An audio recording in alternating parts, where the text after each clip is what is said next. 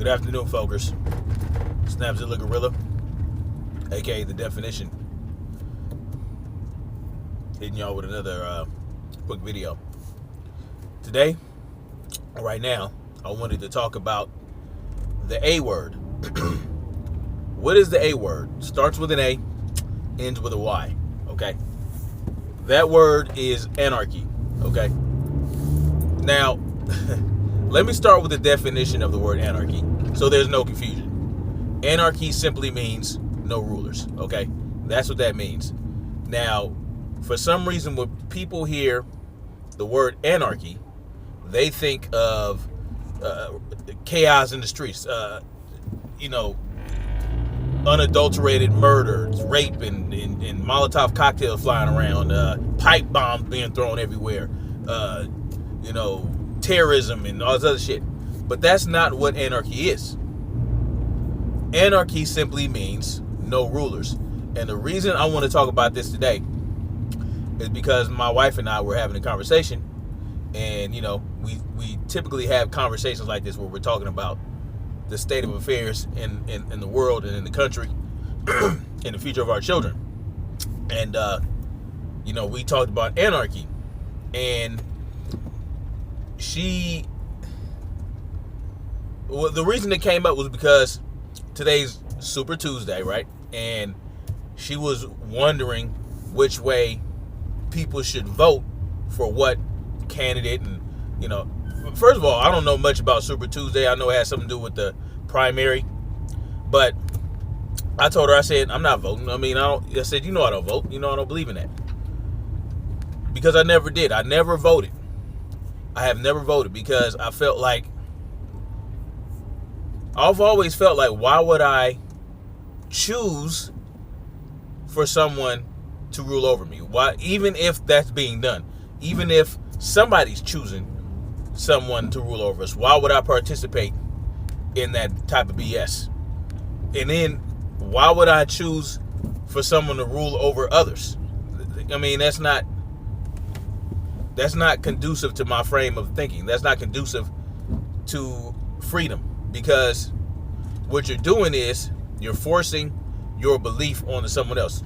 You believe that you should be ruled by somebody. Okay, more power to you. You go ahead and allow someone to rule over you. But that shouldn't be chosen for myself. It's as simple as that. So I told her, I said, I would never vote for someone to rule over me, nor would I vote for someone to rule over someone else. That's just ridiculous. It is asinine. The thought of it, the thought that we need somebody to tell us how to live, what to eat, where to eat, how to eat, where to take shits at, where to build a house, where to build this, whether or not I can collect rainwater, is absolutely ridiculous. That I would want someone to choose that for me is asinine. And of course, this led to a conversation about, well, what about structure? What about rules? What about this? What about that? No rulers, no rules, right? You live you live morally, right? As long as you're not harming someone else, you have the freedom to do what you wish to do with your own person, right? You choose what you want to do with your life. As long as it doesn't hinder someone else's life, hinder someone else's happiness, hinder someone else's freedoms, hinder someone else's life, as long as you're not stealing from someone else, then I should be able to live the way I want to live. So, and she brought up a good question, because I also brought up voluntarism. Okay, voluntarism is just voluntarism means what it is. You volunteer to participate in social norms and social constructs, right? You choose. It's your choice. Like, for instance, she was like, what if you need to build a road? What if a road needs to be built? Well, I gave her the example. I said, if you live in a community, a voluntarist community, under anarchy, and a road needs to be built, then someone can present the need to build a road. Like, look, every time we drive down this road, our cars get towed up. So I think we should all pitch in to repair this road, okay? And if you're smart, no one's forcing you to put in to build this road, and there will be accountability. There has to be accountability. You hire a private firm, or you hire a private contractor to do the work. They bid on it. There's competition, so you know you're going to get quality work. If you don't get quality work, you'll never use that contractor again. You know, you can get rid of that contractor and hire another one. But it's voluntary. The people of that community voluntarily pitch in to get the road built or get the road repaired. And if a person wants to participate but they don't have the money, then they can help build the road themselves with labor if they choose to. Now, she asked, what if someone doesn't want to participate? What if someone doesn't want to put money in? What if someone doesn't want to help build the road? Well, that's their choice, right? They choose not to. I'm not going to go to their house with a gun and say, look, if you don't pay for this road to be built, you're going to get locked up. No, he's choosing not to help build the road. That's his choice. Even if he lives in the community, he doesn't want to participate. Okay. Then now you have to start looking at other things, right? A merit system. So voluntarism. Okay, so he doesn't want to participate in building the road, and he's going to use the road, right? He uses the road. We're not going to stop him. We're not going to say, oh, you didn't put money in on this road, so you can't use it. But there are other things that can be done, like you can refuse to trade with this person, right? Oh, you didn't help build the road? Then don't come to me for nothing. Because I have a right to refuse to provide service for this person. He needs milk. He wants to give me a goat, or not a goat, a chicken for some milk, or for whatever, some lettuce or some vegetables or a head of cattle. You know what I'm saying? You want to trade? I'm not going to be willing to trade with you because you didn't you didn't help out with the road. You know what I'm saying? But that's all right. That's what you call the free market. I can choose not to do business with you. You know what I'm saying? And one of a few things can happen. I don't like that. I don't like false dichotomies. So one of a few things can happen. A few things can happen. He'll see that, okay, no one's willing to trade with me.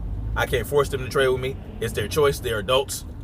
They're not necessarily harming me by not trading with me or not allowing me to participate in shit they got going on, or being an intimate part of the community, right? Or being intimately connected with the community, because I decided to be an asshole and not participate in the road being built. So he can leave the community. No one's going to force him. No one's going to stop him. He can go ahead and go on about his business. Or he can say, you know what? My bad, y'all. My bad. You know what? I didn't help with the road, but you know what? Let me go ahead and do something else. Let me make up for that, so that I can be a real part of the community again. These are things that can happen in a voluntary society. Okay, I don't have to bash somebody over the head and say, pay me some taxes so I can build a road or a bridge or a hospital. No. So, and that's another thing. Okay, so human beings are social beings, okay? We're social creatures. Meaning we naturally congregate amongst each other, you know, because that's what we're social beings. We tend to come together as communities naturally, okay? So 9 times out of 10, if you're part of community, you are going to be of the same mind of the other people in that community, and you'll mesh well together. People will naturally congregate and naturally segregate. There's nothing wrong with it. You know what I mean? As long as these different communities don't violate other communities, violate their land, steal from them, force them to do anything, try to force them into slavery. As long as that's not happening, then it's okay to be separate within a community of like-minded people. So if you're in a community of like-minded people, then 9 times out of 10, there will be very little conflict amongst the majority of the people in that community, and it can still be a voluntary community. It can still be voluntary, because most people are smart enough to understand that it would benefit that community if that road was built, if that hospital was built, if that school was built. You know what I mean? If that range was built, if that bank was built, whatever the case may be. Or if we build a community garden, or we can create a community garden, or whatever serves the community, people within that community will do what's best to serve that community without being forced to do so by the barrel of a government gun, or by a king, or by a freaking chancellor, or whatever. You see what I'm saying? People have an intelligence.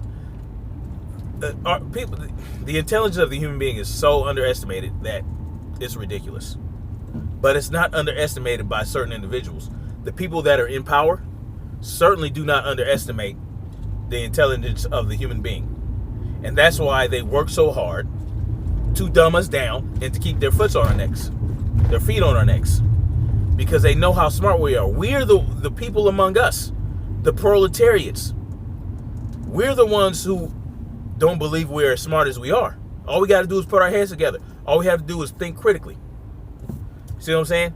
I always give this example when people talk about, we need the government to do this, need the government to do that. I always go to the example of the 14-year-old boy who got tired of seeing potholes in the streets around his neighborhood.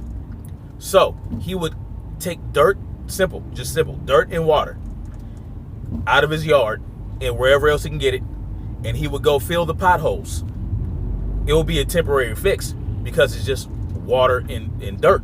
But people will be able to drive their cars over this road and not damage their vehicles because he's going out there and doing what needs to be done for the community without being forced to and without relying on the government to do so.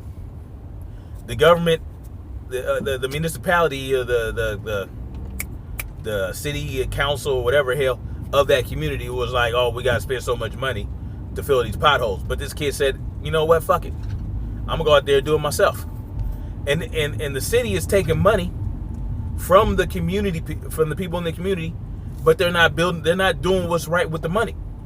So you're being forced to pay extortion fees to these officials, to these functionaries, to these enforcers. And they're not doing anything to serve the community except for what's less than minimal, less than basic necessity. That's what they take care of.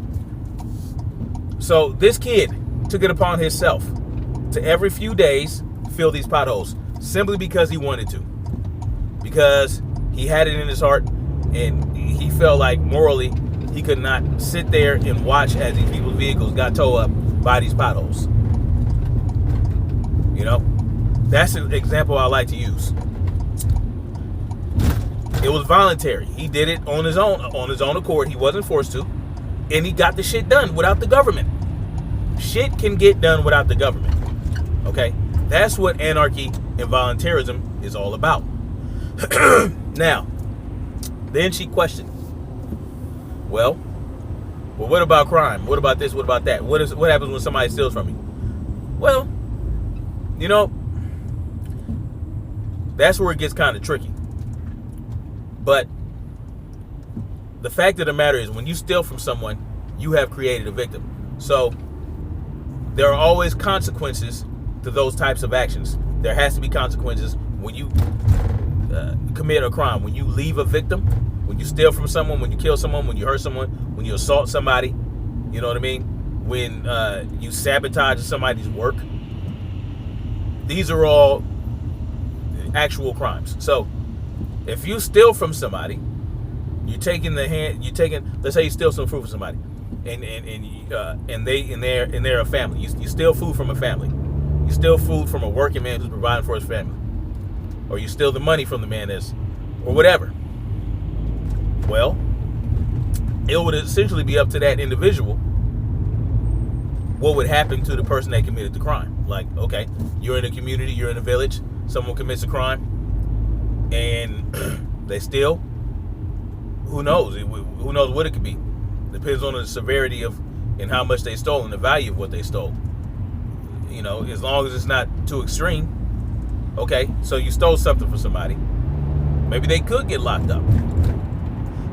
Maybe they can be brought in front of the community, brought in front of the village, and the people of that village could admonish them and help them understand, like, look, what you did was wrong. You didn't just do this to one person. You did this to the entire community. And then you help them understand, if there's something you need, then you need to talk to us and help us understand what it is you need. If you're hungry, then go up to somebody and say, look, man, I'm hungry. Is there something I could do to get a little bit of food from you? And then that person might say, you know what? Why don't you help me plow the fields today? And then you can get a meal too. Something like that. I know it sounds fantastical. It sounds like, it sounds like it's idealistic. I understand that. But that's one way it could work. Now, will everybody be rehabilitated in that way? You know, but if you're a simple thief, I can see you saying, you know what, you're right, I don't need to steal. I can just, if I don't have the land, or if I don't have the savvy to be a tradesman or to be an entrepreneur, I can go ahead and help people. I can be a field hand and feed myself and my family in that way. And that way I don't have to steal off their table. You know, yes, it's idealistic, but that's one thing that could happen. And another thing that could happen, maybe you steal something from me, I break your knuckles. I don't know. I don't think that's too extreme. That'll make you think twice about stealing from someone else. You know what I mean? But this is the fact. You're not going to stop crime with or without the government. It's just impossible. You are not going to stop crime with or without the government. And I feel you would have less crime without the government, because what the government does, it strips the power of the people to protect and defend themselves away from them, and makes them too reliant on the government to do that. So within these communities, these voluntarist anarchist communities, no one's right to keep and bear arms would be restricted or infringed upon at all. Everybody can carry a weapon. And you know what? An armed society is a polite society. This would reduce crime. That's a known fact. There have been studies done on this. You know what I mean? Without the government, we wouldn't have all these restrictions to keep on our rights to keep and bear arms. And there would be less crime, because anyone who would think about committing crime or victimizing another person would think twice, knowing, oh, you know what? They might have some heat on them. You know what I mean? I ain't trying to get shot to get no bread today. So I think they would think twice. Then you have those who are you have the depraved people who wouldn't care. They'd try to victimize you anyway. But then at least you would have the ability to defend yourself. Okay? Does that mean you will always win? No, that means that you have the opportunity to see. One thing we have to understand is the government is not going to save us from anything. They have not been known to save lives. As a matter of fact, they've been known to take lives. You understand what I'm saying? Just by the simple fact that they want all the power. They want to control everything. They don't want the people to be self-reliant. And if people aren't self-reliant, then that just creates more problems. As a matter of fact, the government wants you to fear them. They want you to fear their power. They want you to bow down to them. So they will do whatever it takes to get you to do so. And I'd rather die on my feet than live on my knees. You feel me? So that's what it's all about. It's simple. It's no rulers. That's what in a voluntary society, you are a willing participant in whatever is going on. You know, you don't have to be forced to do anything you don't want to do. And that's how it should be. That's how it should be. What if I want to go? Can I go to the woods right now with some tools and just build myself a cabin by a lake? No one's occupying that land. All I have to do is clear a few trees. You know what I mean? I'm not deforesting a whole forest. I just want to cut down some trees and use those trees to build a log cabin and kick it in and live in the woods. Could I do that? Can I live off the grid and hunt and gather and live my life in that way? No, I cannot. I have to get a permit from the government, or I have to purchase the land and pay property taxes. You see what I'm saying? The fact that I can't just go out and build me a house somewhere, wherever I want, that's unoccupied, no one's living there, no one's doing anything with that land or that parcel of land, that property. Why do I have to get a permission to live off the land?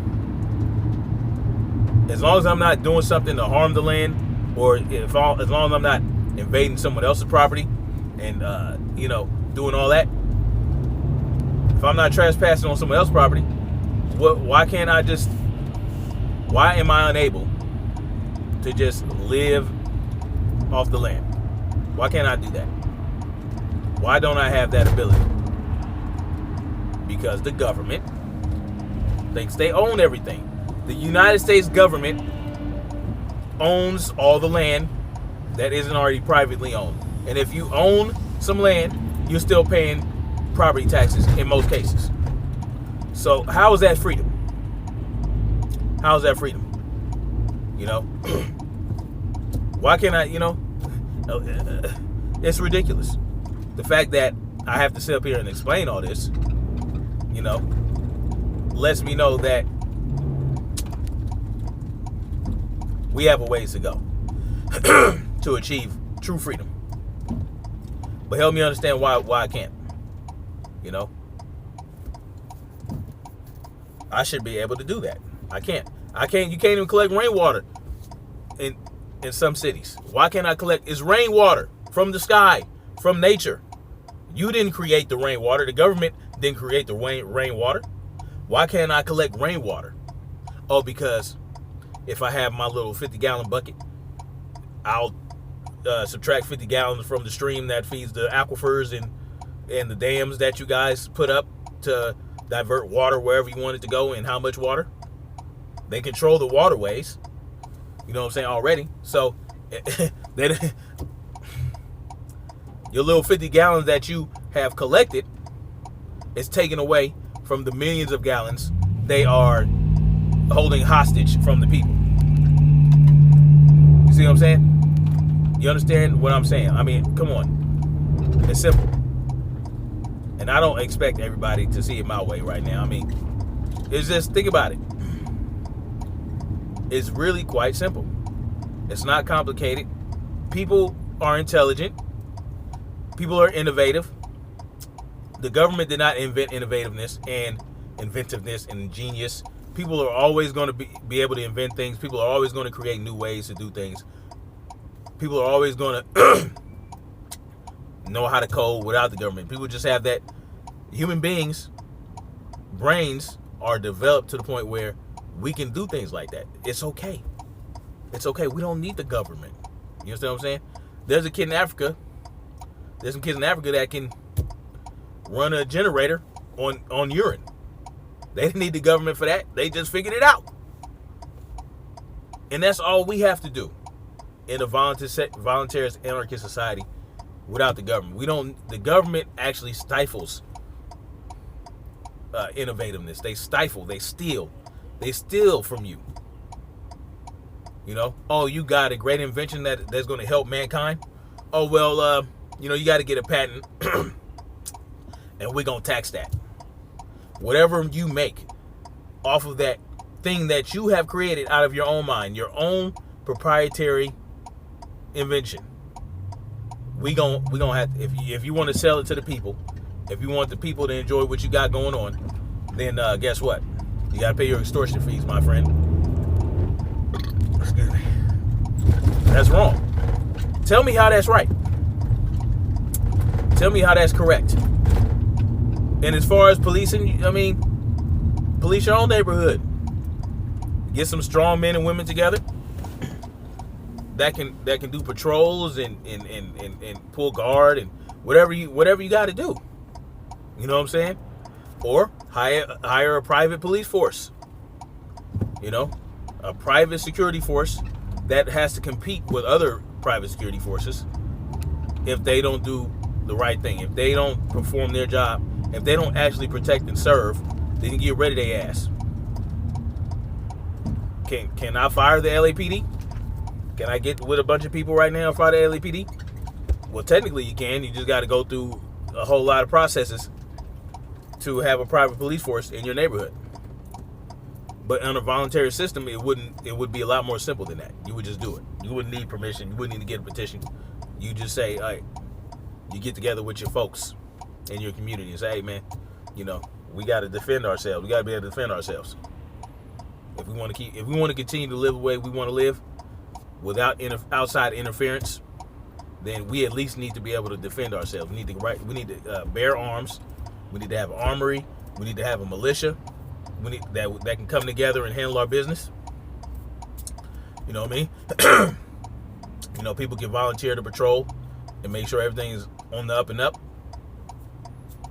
And people will do it. People will do that because they know that's what's good for the community. And if they don't want to do what's good for the community, you know, they can go to a community that's more in line with what they think. So that's what I got. As simple as that, man. Simple as that. It's possible. It can be done. You don't need government functionaries. You don't need this ruler, that ruler. You don't need that governor. You don't need that councilman. You don't need you don't need that police chief, that commissioner telling you how to live. Telling you how to live, where to live, what to eat, how to eat. You know what I'm saying? You know, what about public health services? That can be done. What about food safety? Well, that can be done as well. By a private company. Free market. You know, you get a hire private company to come through and inspect your food, inspect your restaurant, inspect the restaurants in the community, make sure everything is all good. And all it is doing is informing the people. Look, you know, this restaurant right here it was this nasty. All right, oh, this is a nasty restaurant right here. Here's the proof. Here's video. You know, pictures and blah blah blah. And they can choose not to patronize that restaurant. You know what I mean? And if that restaurant owner knows what's good for them, then they'll participate and allow the inspector to go through their restaurant and make sure everything is copacetic. You know what I mean? And they'll want to keep their restaurant clean, and they'll want to keep the hospital clean. These are all things that we can do without the government. It can be done. Trust me, it can. You see what I'm saying? It can be done. Because guess what? Guess who's doing the inspections? Not a government. The government's not doing the inspection. At the end of the day, it's a human being doing the inspection. They know what to look for. They know the red flags. They know the signs. And they can make a decision. They have the discretion to decide, okay, this restaurant passed the inspection. This restaurant didn't pass the inspection. They have it can be done without the government. You're not, now that person, that inspector is not reporting to the government. They're reporting to the people who would patronize that restaurant. And that's it's as simple as that. You cutting the middleman out, the government. You feel me? And then 9 times out of 10, you ain't got to worry about, okay, well, I don't want the government to shut me down, so I'm gonna pay this inspector. I'm gonna bribe the inspector to give me a passing grade. You know, that might be done anyway. But you know, you can't avoid all scams. You can't avoid, you know, all trickery. It's just impossible. with or without the government, there will always be scammers. There will always be thieves. There will always be murderers. There will always be pedophiles. You know, and you just have to be a little bit more inventive in how you deal with that stuff. You know, and there's nothing wrong with critical thinking. It takes critical thinking and and strategy to actually decide how to deal with things like that. And that just, you know, improves mental acuity. You'd be a lot sharper without relying on the government to decide everything for you. So anyway, that's enough of that. That's enough of that rant. I just felt like I needed to come out and talk about that because it's really quite simple and it's attainable. It's attainable. You know, and more people are realizing that the government is just, it's not all it's cracked up to be. More and more people are realizing that they're just looking for the answers. You know, they're going from Democratic Party to Republican Party, or Republican to Democrat, or whatever, and they think those are the only options. No. You just have to be able to show people another way. Yeah, you just show them another way. Anyway, that's all I got for now. Holla at your boy. And yeah, man, just think about that. Think about true freedom. All right? I'm always about true freedom. And let's keep moving forward toward that. All right, peace.